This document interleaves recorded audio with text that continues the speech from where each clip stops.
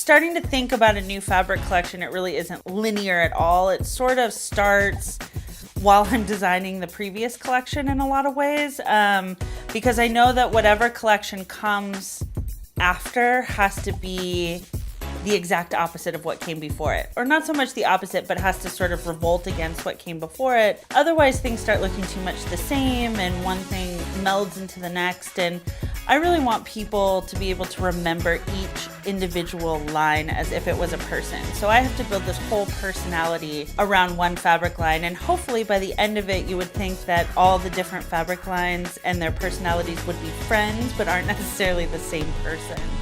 So I'm just coming off of designing Elizabeth, which was based on Queen Elizabeth I.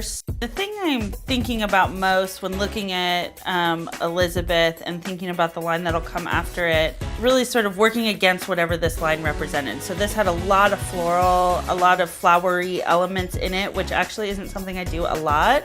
It just seemed appropriate in this case.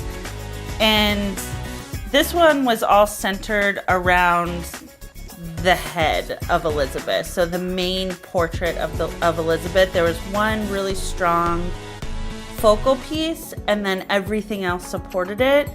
And going into whatever my next collection is, I know that I have 2 collections coming out before that are going to be sort of more of a basics line and then sort of a basic backing collection. So I know that I want those 2 collections to work into whatever comes next pretty seamlessly.